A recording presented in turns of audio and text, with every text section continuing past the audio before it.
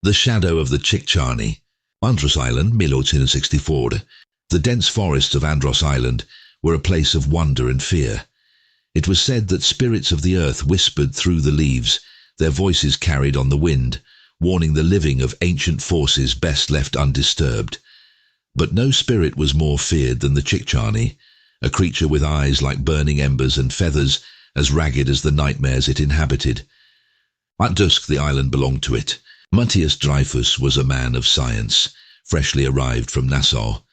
He scoffed at the island's folklore, believing it the childish fears of simple minds. But when a strange fever had swept through Andros, striking the young and old alike, he had come seeking answers. The locals whispered that the sickness was a curse, vengeance for the logging that had started near the island's heart. Trees, old as the world itself, were being felled to feed the appetites of foreign merchants. The Chickcharney had awoken. The townspeople warned Matthias not to venture deep into the forests. "Heed the legends," they said. "The Chickcharney does not forgive the greedy." But Matthias wasn't here for ghost stories. Armed with nothing but his notebook, a rifle and a mind unclouded by superstition, he set out into the wilderness. Night fell quickly in the heart of Andros. The tall trees twisted, their trunks gnarled like the faces of ancient warriors locked in eternal battle. As Matthias cut through the dense underbrush, a thick fog rolled in, swirling like the breath of unseen beings.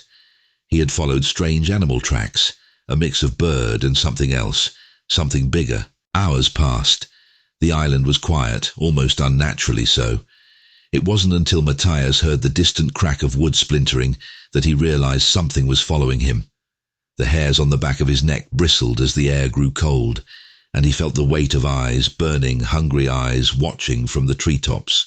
"Chickcharney," he muttered under his breath, scoffing even as his hand tightened around the rifle's grip. "Legends." A loud screech pierced the air, reverberating through the forest like a warning bell. Matthias's pulse quickened. He turned sharply, pointing his rifle toward the sound, but saw nothing, only the thick fog swirling ever closer. The path ahead seemed to stretch on forever, and the island had taken on an unfamiliar darkness, as though it were folding in on itself. Suddenly, he felt it, the cold grip on the back of his neck. Matthias froze, paralyzed not by fear, but by something far worse. The sensation grew more intense, as though unseen claws were curling into his skin.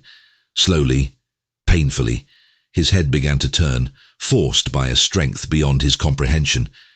Through the corner of his vision he saw it. Perched on a branch above him, its wings were vast, its eyes glowing with the fire of ancient anger. The Chickcharney. Its form was twisted, almost human in its rage, feathers damp with what looked like blood, or perhaps something darker. Its beak clacked ominously as its head swiveled, watching him with a cold intelligence that seemed to transcend time. The legends were true. With a guttural snarl, Matthias wrenched his head free of the invisible grip, but not before his neck twisted halfway around. Pain shot through his body as he staggered backward, dropping his rifle. The Chickcharney leapt from the branch, landing with the grace of a predator, its red eyes locking onto him. Matthias ran. He didn't know which way he was going, only that he had to escape. His breath came in ragged gasps as the forest closed in, branches slashing at his skin, vines tangling his feet.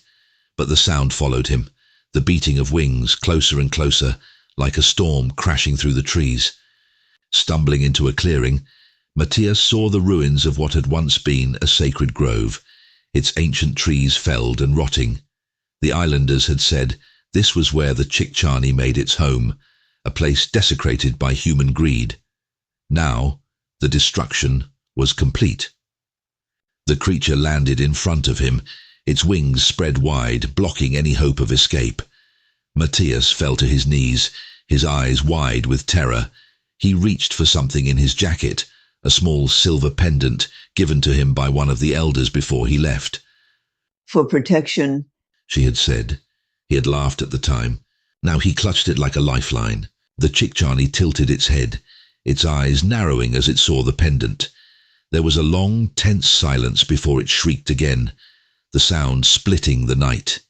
The air around Matthias seemed to vibrate, thick with the weight of the ancient curse. But then silence. The Chickcharney stepped back, its eyes never leaving the pendant. Slowly, with a final eerie cry, it vanished into the fog, leaving Matthias alone, gasping for breath in the clearing of the ruined forest. Matthias returned to the village the next day, but he was not the same man who had entered the forest. His face was pale, his eyes haunted. His neck, twisted and scarred, bore the mark of the Chickcharney's wrath.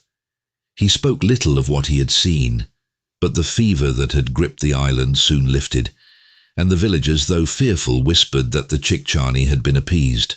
But Matthias knew better. The creature had let him live, but it had left a warning etched into his flesh, a reminder that the legends of Andros were not to be trifled with. The forest had its protectors, and those who did not respect it would face something far worse than death, because the Chickcharney was always watching, waiting, and one day it would return,